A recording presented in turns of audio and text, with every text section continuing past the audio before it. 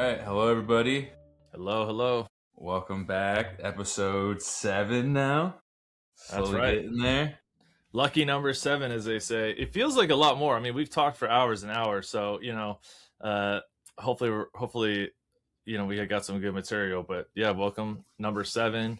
Uh, Dudes.Done.Deal. Time to That's deal right. with it, and time to get going. So I'll let you kick it off, Ricky. What's on your mind? uh I think today, it is June. June is Men's Mental Health Month. So I think It is. it is actually. I I thought don't know May how was. I don't know how official that is. I just saw it on TikTok. I was like, "Oh, that's cool." May is officially the Mental Health Awareness Month. But men's is June, isn't it? June's Mental Health Awareness Month. Let's see. Oh yeah, June is men's. Okay, you're right. Yeah. Yeah. See? All right. Fact checking real time. Ricky's the in-house editor and producer. Yep. I'm a co-host. But yeah, so mental health month is for men at least is this month. So I mean, I've been on an LOA for the last month and a half almost. So I really took this time and opportunity to use it for good and not squander my opportunity that I have this time off. So I set myself some goals before I went on to LOA, so like I could start right away. What's Um, LOA? Leave of absence. Yeah. So with me, like a couple of things were like I wanted to read again, like continue reading. I want to start this podcast again. I wanted to continue to work on my relationship, like on a personal level, as far as like the things that I could do better, that I could perfect, and just make that like wholesome and stuff like that. And then just going back into the gym, obviously being on this LOA, I was out for my bicep surgery. So everything that I had done leading up to that point, I was like in coast mode. And now I had to literally start from ground zero. So obviously not using my left hand when I'm working out or even just doing anything in general. So I kind of took this opportunity to be like, okay, now we're just gonna start from ground zero and start all over and just learn the basics. So by the time I get back to where I was, I'll have learned the stuff that I try to overskip to just get to that perfectionism off the bat. Also with like golf, I wasn't good. I was decent, but like I would like to be better. But I always found myself pushing just to go golf instead of taking the extra steps to do like putting drills or chipping things. So now that I can't do any of that except for putting, I've really just been working on my putting and slowly just getting dialed in at that before I start jumping back into actually playing golf. So really just learning how to slow down is, I think, the biggest thing that I wanted to take out of this LOA. So How do that's what you I'm doing. how do you think you're doing on your slowing down aspect?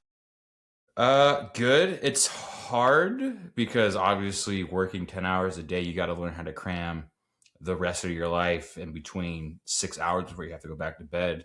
So that took a while to figure out how to like make that time shift, because you're gonna have points where there's nothing going on because you're gonna finish everything in a timely manner, because I'm used to doing it in 4 hours. Now I'm getting a whole day. So that was kind of hard for a little bit because I'd be done and I'd be looking around like, okay, I could do more. I could do more. What can I do? And then I was stressing myself out. I'm like, I don't need to do more. Like, this is your time to relax. Like, you've done everything. So I've learned how to get everything done and then say, okay, for 3 4 hour block, it's free time. Like, you don't have an agenda, you can just go do whatever. So lately I just been honestly taking naps. So that's Good. been my free time, is my naps, and I'll get back up. Like today, for example, like I knew I was gonna wake up, go to the gym, come back, clean the upstairs, do some reading, do my Duolingo, and then do some putting before we hopped on this podcast. And now I know after this, I'll probably take my 3 hour break before I do a little bit of editing. So I've learned how to space my time instead of trying to cram it. So that's been my biggest challenge for sure. I think you're probably not alone in that. I think one of the toughest skills that they don't teach, especially men, but people in general. But since it's Men's Mental Health Awareness Month, and this podcast is more focused on men and how to deal with mental stress and how we go about it, and just the live discussion, I think one of the hardest things is like truly like giving yourself permission to have a few hours a day, or like an hour a day, or your 30 minutes, like protected downtime, and like literally like plan nothing, just do nothing. If something comes up, like someone's going to walk or whatever, have your boundaries in your mind, kind of like how much energy you want to exert. But I think it's a real skill to learn how to actually relax, like quiet your mind, and like sink into that, so good for you, man. Yeah, yeah. I mean, you're right. Quiet in the mind's, I think, the hardest thing for us because everything we do is. I mean, I have my headphones in. I would say a good 70% of the time, whether I'm at the Yeah. gym or I'm cleaning at home. So just taking that space, like I've but honestly, everyone does it. Like they have that one TV show that they have, and they just whatever they're doing, regardless if they're watching or not, it's kind of like that background noise just to fill that emptiness void. So I've started just not even turning on the TV until my free time and just like completely trying to give myself some type of resemblance of silence. Yeah, So yeah. No, that's huge, dude. I, I, I do the same thing with um, podcasts, AirPods. Just walking around because I live by myself, and it's like, yeah, I find myself trying to fill that discomfort with like some distraction, and like sometimes the podcasts are good, like, and it's a story that I actually want to listen to, but more often than not, like all of a sudden I'll like snap to, and I'm like, what am I listening to? Like what episode is this? Like what am I listening to? And I think it's a signal, right? Like it is like this way your brain tries to fill this void of like having information come in, and it's like it's honestly a challenge for me because I'm like listening to stuff all the time, or yeah, I got that show on in the background while I'm just puttering around.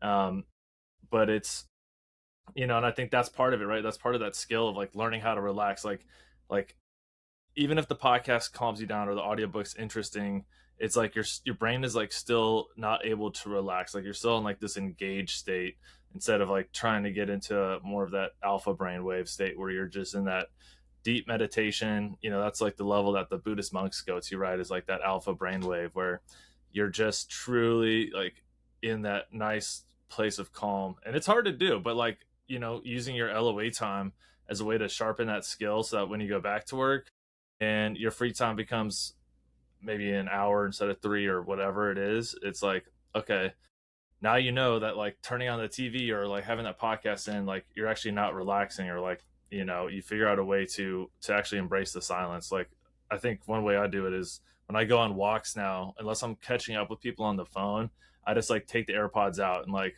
you know, if the city noise drives you nuts too much, then do what you got to do. But if you can find a place or a park that's close by to just literally unplug and like not check your phone while you're walking, just observe your environment, like you'll be amazed by how many people just aren't even aware of like anything around them because everyone's just so plugged in all the yeah, I totally get that. I think the four main takeaways that I have from this LOA so far is just slowing down my life, not taking your free time for granted, like what we're talking about, making those reconnections with people that are close in your life and the people that you want to be closer to, um, and not finding excuses but finding solutions. Like I yeah. could have made excuse to not do anything for 3 months and say, "Hey, my arm's done. Like I'm just gonna sit on the couch and veg out." But instead, I try to at least mentally sharpen my mind, or I guess you could say strengthen my mind while I couldn't use my arm strength. And then just find other avenues of body health as far as like just doing legs or going on walks. So, I Yeah. think we all kind of get into that victim mindset sometimes, and we're like, "Oh, woe is me, poor me," and then you kind of eat away at that, and nothing gets accomplished. So, I think the biggest thing is just don't find excuses. Try to find solutions. Yeah, yeah, solutions, and and don't rush a solution either. Like don't try to force a solution. If the solution feels like work, then it's not a solution to relax. So like finding the solutions that work for you, that's like a big step. Like, I journal. I think journaling is probably one of the biggest things for me. And I don't journal every day, but I can feel it, the mental load, like as it's like going up and down, or if I'm feeling stressed and I'm like, I've worked out, I've like got my sleep, I'm eating right. It's like, what have, I've meditated. Journaling just does something different, man. It kind of gets that junk out of your system, like those stressors, or ruminating thoughts, the shoulda, woulda, couldas.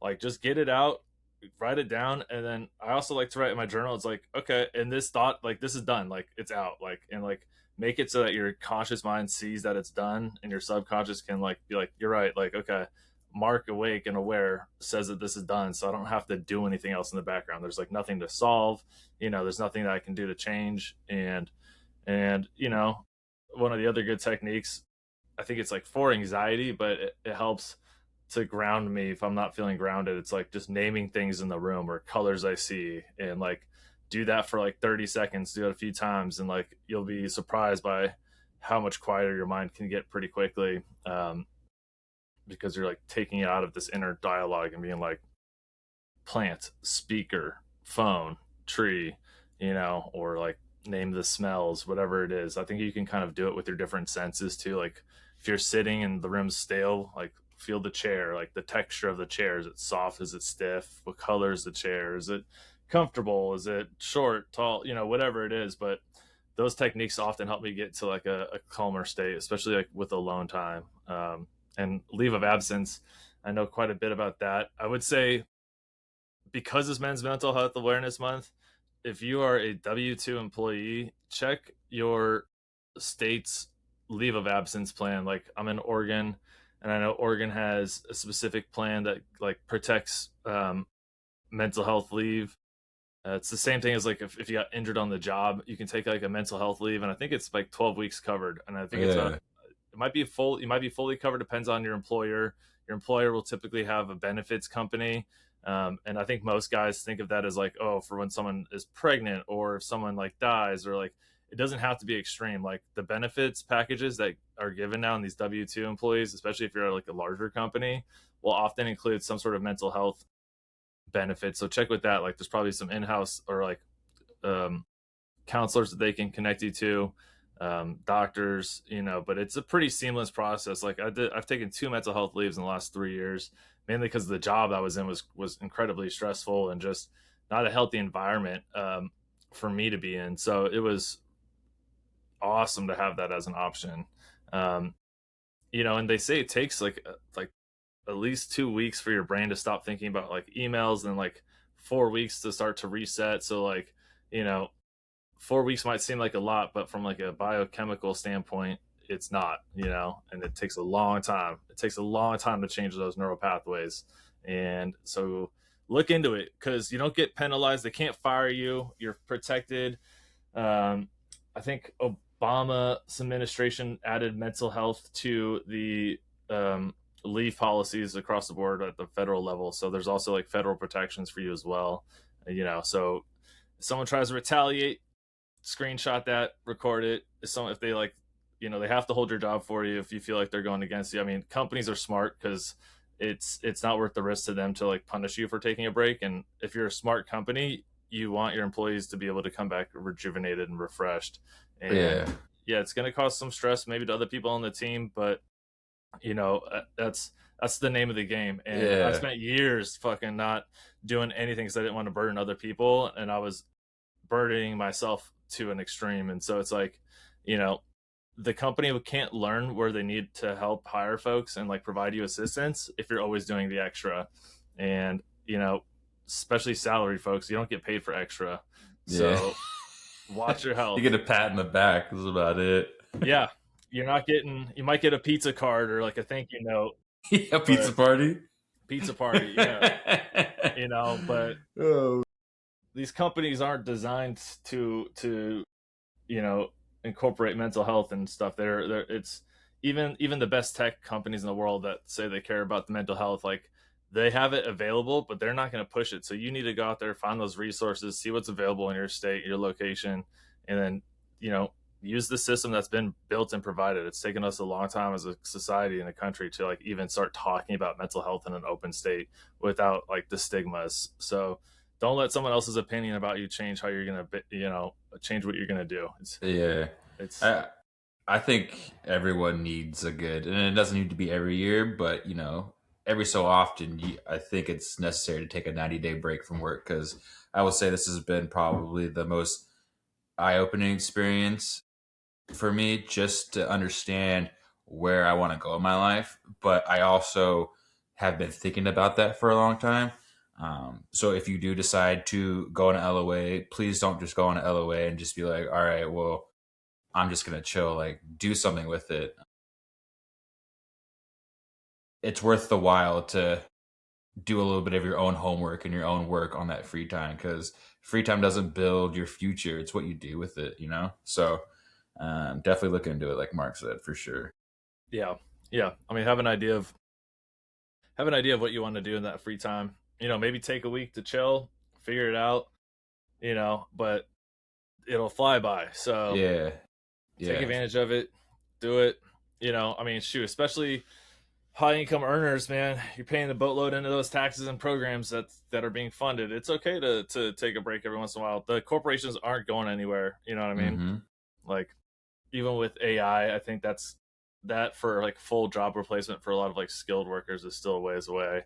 You know, I mean, I won't have to dive into AI, but I think you know, use AI to figure out what your LOA program is, you know, in the Yeah. state. Because, like I said, Oregon had protected leave. Even if the company says their policy is only 5 weeks, if your state supersedes that. So if they have a longer protected timeline, the company has to honor that. Otherwise, they'll be breaking like state law. So, you know, look at your local state, see what's available, and you know, if you're not W-2 employee, there might be options out there too. I know it's not a fair system, obviously. So, you know, but that's not to say that there isn't something out there. I'm just not sure. Yeah. I think a good one for you is, how do you do? I know we talk about it personally, but I think it'd be something for people to listen to. But, how do you deal with the stress of working, but, you're not a W-2 employee, like you work for yourself. So how do you deal with that daily stress? Because to me, I would freak out every single day. That's yeah, yeah. So those that don't know, I'm a full time artist now, and I do um, some trading. I'm doing some day trading now, but you know, first, I mean, have a safety cushion if you're going to go out on your own of money saved up. But the stress never goes away, right? Like leaving a corporate job, I think that was something I expected. It was like, oh, the stress will go away, but really, like it just increases tenfold because now it's on me to get paid. And then in the art space, I've got a few big commission pieces lined up, right? But they take like 6 weeks at a time. And so like for me, part of the anxiety management is understanding how long a turnaround time is between like when I start something to when I actually get paid. Because knowing that gives me that relief in the space in terms of the income. Um, but it is stressful. Like right now, I got 2 shows coming up. I got to get a bunch of prep material for it. I got to get a bunch of prints made for it. Got to do the marketing. You know, the list goes on and on. And to that note, I create like daily to do lists. I really focus on like what is in my what's on my docket that I can do today to move the ball forward. And you know, one of my good friends, Matt, he always says like small, consistent gains, right? And so like you'll hear that often, I think, with any entrepreneur that's starting is momentum, right? It's not making your laundry list so big and so overwhelming that you just don't start. It's like acknowledging that there's a big list and then being like, okay, what low hanging step can I do right now? And then you do that, and then the next thing, and then you know, give yourself a timeline. Like since I don't have a boss, I have to make my own schedule, right? So I'm like constantly updating my calendar. It's you know, another tool, right? Planning. So using your calendar, making sure you're updating events as they're coming in, as things change. um and I have dedicated time too. So like in the morning, it's usually like waking up early, trading, working out, and then I go to the studio after I've worked out, I've already had breakfast and I've had lunch, so my blood sugar is nice and stable. I'm able to go in with like a clear and calm head. And I will say too, I usually meditate after my workout, so that helps quite a bit. It kind of gets me into this mindset of like, all right, the morning was crazy, or like it seems busy. How do I get back to my center? So a lot of like breath work. Wim Hof is a good one if folks are looking to like learn how to do diaphragm breathing. He's got some really good tips that helps regulate the cortisol in your blood and bring down that stress hormone. But yeah, really, it's like it's planning, it's being flexible, and like really limiting your expectations. You know, the clothes that I'm making are selling better than the art prints, right? And so it's like, okay, as a business owner, you got to pivot to where the demand's coming in. And like, even if I really like the prints, they have their time. They will sell. I know that. It's just you can't fight the current. And I think if the current is pulling you a certain direction, just lean into it. But in terms of distress, it's meditation, journaling, um, talking to friends, talking to family, like just letting them know you're struggling or that you got stress. Um, and I suffer from depression too. So like when I feel a depressive cycle coming on, I like kind of let people know, and I try to lighten my schedule a little bit, and I focus like a lot on my sleep and eating, making sure I'm like doing those properly, and then the depression cycle doesn't have a chance to get too deep, you know. And it's also being kind to yourself, like especially if you have a mental health, you know, um, situation. It's like recognizing what your triggers are when you're starting to feel a certain way, and learning like what your mechanisms are to help stabilize it. Like you're not going to be able to snap out of a depression. It doesn't work like that, but you can certainly have a game plan going in to keep that, to keep your baseline at a certain level and help, I think, end the cycle sooner. I don't know, but you know, it's incredibly stressful, I think, to go out on your own and start a business. You know, I'm tempted to constantly look at jobs, get back to that W-2 life. You know, I got a job thing happening right now too, just in case. But then at the same time, it's like it comes back to just sticking with it and grinding it out. So, you know, the stress doesn't go away. But it's honestly just being okay with not being okay. And like if I have to go get a job to make ends meet while the art's being made and getting paid, then like so be it, right? Like you can't fight the current, but like it's having those like small consistent gains that help you line up to where you want to go in this and downstream, you know. So I think it's a multitude of things that I do, and it probably sounds overwhelming to folks, but a lot of it's journaling, meditating, planning, calendar management, time management, um, and then I do a lot of self affirmations in the mirror. I write down self affirmations every week, and then I have a poster on my bedroom wall. So when I wake up, it says like, you know, I'm a successful artist with a thriving art business that supports me in all ways and helps to heal me in the world. You know, that's something that I've just got memorized because it needs to become ingrained in my subconscious and conscious mind. And you know, the more you just trust in that, the process starts to build and you start to get a flow. Now, that's not to say that I'm not struggling. You know, it's super hard. I think it's really hard right now for me to find time to be creative because a lot of it's been so business focused. So, like, that's one thing I'm currently working on is like, how do I adjust my schedule so that I can have my creative hours align more? And it just takes a minute to figure that out. So, again, being very patient with myself and very gentle because, you know, I think anyone who's a creative or working on their own projects, it's really hard to not do that thing that like gives you all that energy on a regular schedule. And so it's like, okay, I recognize that I'm not doing that as much as I'd like to. Let me look at my schedule and let me see how I'm planning my day and what blocks of stuff can I move around that will make room for me to actually, you know, have that creative space. So it's, you know, it's constantly adjusting, and it's believing in yourself. You know, you can do it. I can do it. Anyone can do anything they want to if they really want it bad enough and they really believe bad enough. Uh, it just doesn't happen overnight, you know. And so it's small, consistent gains. And yeah, that's about it. I mean, stress management is one of those things where it takes a lot of different tools. Um, but yeah, I don't know. I probably rambled on there. No, I mean, I learned a lot. I mean, realistically, like everyone has that intention to like go out there and do that, but the world doesn't reward intention; it rewards action, and that's what you're doing. It's like you had this intention, and not only did you take that and turn it into action, it's what you're doing. So Yeah, I mean, I, it's I commend you for that.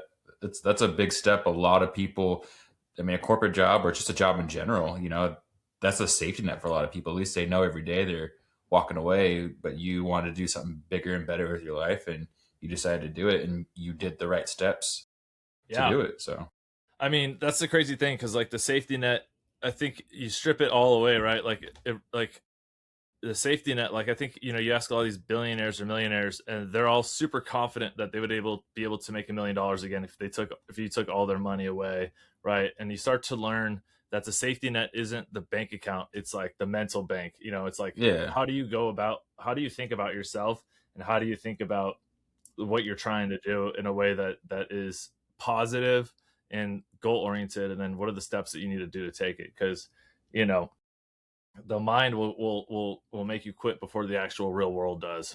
100%. That's like posting the stuff online. Like, I not that I'm self conscious, but I posted it out there. Like our faces are out there. What we say is out there. So it could be nerve wracking at times. And then, it's not that I'm looking for like views or anything, but it's cool to see that like 1,000 people saw it. And sometimes there's only like 27 people saw it. And you're like, is this even worth it at this point? But like you said, your mind's going to make you quit before you actually get to the achievement. So, Yeah, I mean, dude, I have that thought all the time. I think that's one of the hardest parts is like making content for Instagram, because I didn't really do Instagram prior to the art. Like I was on it for a while. I launched it. I got a decent audience, and then I kind of fell back to corporate world before I stopped this art, or stopped the job and then started the art. And yeah, putting art out there is very vulnerable. Putting your face out there is very vulnerable. But it's like my brother-in-law said. He's like, so if no one sees it, so what? Your reality didn't change. He's like, but then if everyone sees it, well, there you go, right? And so it's just putting it out there, and it'll get picked up. And I think that's it. It's like our intention is to make this podcast and to have a place for men and mental health to be discussed. And the action is that we're actually recording it and doing it, and then it's putting it out there, and it's following up, and it's like all of those intention action steps happen within each like actual goal of your overall plan. It isn't like just one thing will lead to another. It's boom, boom, boom, boom, and you just keep marching down that line. But yeah, it's certainly it's an interesting world. Like this is one of the sweaters I made behind me. Uh, yeah, it's plugged in. Oh, there he goes. yeah. Yeah, this is a journal drawing that I did that I put onto a sweater. This one's called Stained Glass. Um, and so it's just like, again, intention, action, and and then experimenting, like going out on a limb and trying new stuff. And like I didn't know how to make clothes prior. Like it took a team to help me get that going, Yeah. but it forced me to learn new skills along the way, skills that I didn't have 3 months ago, 4 months ago, 5 months ago. Yeah. And now I look at a lot more clothing tags than I ever thought I would in my life. But Yeah, you see stuff that you would never saw before, huh? yeah, That's I'm like, cool. oh, what's that material? Where'd you get that made? Oh, okay. And you'll notice like on a lot of clothes, like on those like tags that say like what its composition is, like there's like an ID number or whatever, so that you could contact that maker and be like, hey, I want to order 7JYTPZ or whatever. And I never would have thought that existed, right? But I think going out on your own and just doing it, you just got to keep believing, even when you don't believe. Some days it's like checking in with yourself, like and knowing that like that disbelief someday is really like fear coming up, and it's like that ego trying to protect itself because you don't have a solid idea of when the next paycheck comes in, so it's going to want to run. And then it's overriding that and being like, yeah, that's scary, but to me, like doing a job that I didn't like was scarier. That was Yeah, like the scale that got tipped for me. that's awesome. So, what would you say is your number one stress reliever, or like you're like your go to when you're stressed out? Like, what's your number one thing that you would do? Mm, Probably go on a walk. Go on a walk. If I can get outside and touch grass and meditate, that helps quite a bit. When I'm really stressed, journaling. So it's like journaling, going on a walk, touching grass, then working out. Um, those are the top three, and I usually do them in that order.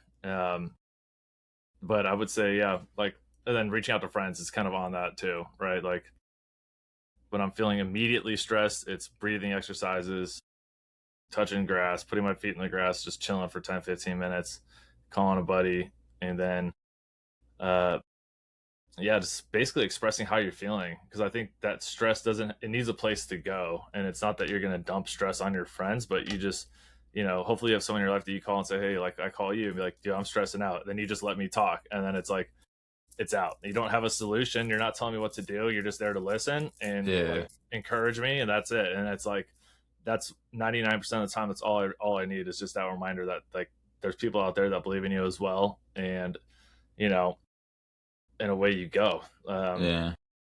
But yeah, I would say when my stress spikes, initially I'll do a breathing exercise, go outside, touch grass, call a friend, Yeah. work out, and then journal at night probably. I like that. I think that's a big thing too, is like even just calling someone and just like you said, just letting, just talking. Half the time when you're done with that conversation, you've almost figured out what you need to do. You just needed to say it out loud. Yeah, literally, it's like it's letting the person. You're not like telling them what to do. You're just like you're having someone in your life that can just say like, I hear you. Like, what does that feel like, or like, why is that stressful, or like, why do you think you think that? And it's like because that other person's not going to have the answer, but it allows you to kind of find that answer with that person. So from a mental health standpoint, I know a lot of studies say like the key to longevity is community and like having people in your life that you can reach out to and have a support system. So Yeah. make sure you nurture that garden of your friends and family. Yeah. It's like they always say, it takes a village. And I think that applies to everything in life, not just work or, raising kids or something like that. But I mean, it could be used in all aspects of life. Every aspect. And if you got trouble making friends, I would say like examine the story you're telling yourself about making friends, and you know go test it, see if it's true. And that's one thing I do quite a bit with my anxiety. Like if I'm freaking out over an art show or an art project, like, and it had just happened too with one of these pieces I did, because I hadn't heard back for a while and I was like panicking. And I was like, I wrote down like worst case scenario, we don't do a he doesn't they don't buy an art piece, and best case scenario they do and everything keeps going as planned. And then it was like, okay, let's see what happens. I know I couldn't do anything other than just wait. Sure enough, they came back, they got the art piece, and it was like all of that anxiety around like it's not going to happen like wasn't true ever, right? And so it's like, examine how you're viewing your relationship to people. And I would say like if you can, like, kind of question some of those belief systems and see if it's really true or not. And if it is, then you know what you need to work on. Yeah. Yeah, Um, yeah. book I started reading. Well, I didn't start reading it. I started listening to it. It's that book I was telling you about. I'm blinking on his name now. Let me hold on. I want to say it's Robert Greer. I don't want to mess that up for everybody. Where are my books at? Robert Greene. He did the 48 Laws of Power. Another book that he has, it's called The Laws of Human Nature. Um, I'm only on chapter 2, and it's a super good book. It really dives into more of who we are and like why we are the way we are. I just finished a chapter on narcissists, and bro, I was like, oh my goodness, because I was like, I don't think I'm a narcissist, but then you look at it and like, he's like, we're all narcissists to a certain degree, but here's your X, Y, and Z, and where you land in the spectrum of a narcissist. I was like, oh, very interesting. So it's always cool to peel back that onion and see a little bit more from someone that's actually studied it and give you like a little bit more of a background. Because once you start figuring out your mind, a lot of that stuff that you've been holding on to as far as stress or something like that, it kind of starts to roll off your back because you're like, oh, now I see what the issue is. This is where it stems from. I can be okay with that now. And now I can move on to the next thing. And, I've had my few days this past couple of weeks and I just couldn't figure it out. And honestly, just reading those few chapters in that book, it's kind of helped. I did a couple of surveys and it kind of went through a few things that I was like, I never really looked at it at that way.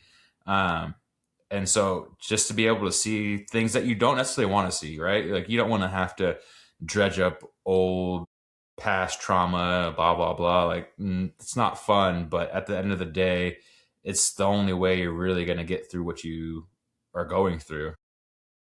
Yeah, and I would say examining what's happened in your life is super helpful, and and recognizing it and then letting it go like immediately. It's like yeah, that happened. Now I understand like what's driving what, and from that moment on, every time you come back to that same thought cycle, it's like remind yourself like, oh yeah, okay, that's where this is coming from.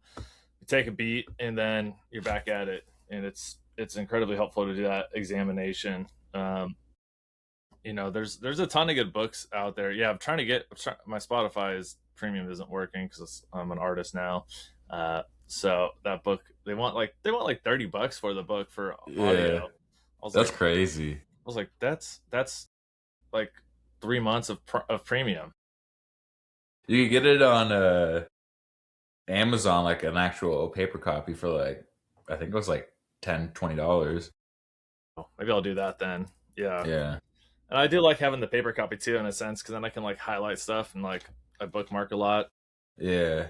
Audiobooks are just a little bit harder because sometimes I'll get in my own zone and I'll start like cleaning or doing something else, or I'll space off. So audiobooks are definitely hard. Like you really have to pay extra attention when you're doing those, but they Yeah, just make it easy. audiobooks. Yeah, half the time I'm like, oh, let me rewind that real quick. What did they just say? That seemed important. Yeah, yeah. Let me go back. Yeah, well, say that again for me. But no, yeah, I think yeah, having a good book, and I mean that's another way too. I deal with stress is I read every day, and I usually will read like fiction books to help my mind just kind of relax. Uh, so it's interesting that I didn't really get into reading until like this past year, where I have taken the time away from the corporate life. Like I was so busy before, I just didn't think to bake that into the time. But Yeah. it's awesome. Yeah. Like before I started reading fiction books, I was obviously reading like self help, you know, self motivation books, and it got to a point where it was kind of like a chore. I was like, Yeah, I just want, and you're never really getting away from your problems because you're reading the books and you're thinking about your problems. So it was nice to start reading fantasy books or just fiction. I read the whole Harry Potter series, and now I'm reading this Inheritance series, and it's just nice because it's another. You're escaping life, but it's a healthy escape. Like you could be using drugs or alcohol or whatever your vice is to escape, but instead you're just reading a book. yeah, So and they say there was like a study. I keep citing all these studies, but I swear to God, these are real. I'm just like, yeah, there was a study.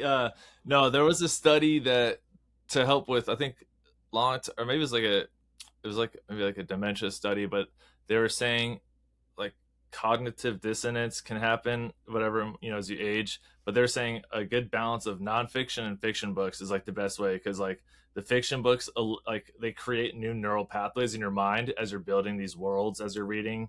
Um, and the nonfiction books is good for like cementing different ideas and all these things. But it was really interesting that like yeah, nonfiction has a lot of power to help like those neural pathways um, grow and develop, and like you're like actually like working out your brain in a different way, which I thought yeah, was interesting. yeah, that's funny that you say that because the book I'm reading, like obviously it's fiction, so like you're like making this whole world up and like how the people look based off of the book, and then on Amazon Prime they actually made like the first book as a movie, but they just never made anything else since that. So to go back and watch that movie and then see how they portray it, I'm like, oh, I totally got that wrong, or like, oh yeah, I was close to, so it's cool to Yeah, see like what your brain thought of and then to see someone's other expectation or ideas of that's a cool thing. yeah, it's interesting. It's like super interesting to be like, oh, we read the same book, but you created this. Like Yeah, neither of them are wrong or right, but it is fascinating to be like, oh, okay, that's how you were picturing that, whereas mine is yeah. like, Or my favorite is how they say people's names or like oh whatever the yeah, word is. Like I butchered that yeah. for a whole 2 books. I know, same. But honestly, though, like, if I had tried to say it the way that like the author had intended, half the time I probably would have just got stuck up on that word. Yeah, and just skip it. Yeah, Yeah, yeah, I'll just, like I'll just make it up. yeah, yeah, like whatever. But no, I think the reading is super important. And but yeah, it's it's an interesting time I think to be alive too. There's a lot of external factors happening with mental health being impacted. I think the constant, you know, uncertainty around the wars and AI and all these things can really impact stuff. And so it's like, you know, as much as nonfiction is good, it's also good to take a news break. Maybe during your protected time, like just don't look at the news because there's the way it's designed now, right? Like it's not a lot of investigative journaling happening. It's a lot more just like sound bites, and typically like not good ones. So Yeah, just be cautious of what you put into the mind, just as much as what you would do with your body. exact. And and if your body's getting a bunch of junk, then then your mind's probably going to have a bunch of junk. So Totally get just that. yeah, just recognize that. But yeah, I don't know. Yeah, that was pretty much it for how I handle the stress in this world. It is stressful. It is very stressful. That's one thing that I've learned is that you can't escape stress. Like stress is just a part of life. So it's like, yeah, learning how to manage it and using these tools. One last quote before we all leave. I think we've kind of wrapped up this episode. The life that you want is hiding behind the work you're avoiding. Yeah. So get out there and do that work and get it done. And you know, Like we said, intention to action, yep, sometimes the only way out is through, and you just got to do it. It's scary, but scary is good because scary means growth. And so keep yes, growing. that is 100% true. All right. All right, Well, hey, everybody. episode 7 in the books. Let Yep, us know what you think. Hopefully, it was enjoyable. Hopefully, you got some nuggets of gold and you can share it with those around you. yep, yep. All right, everybody.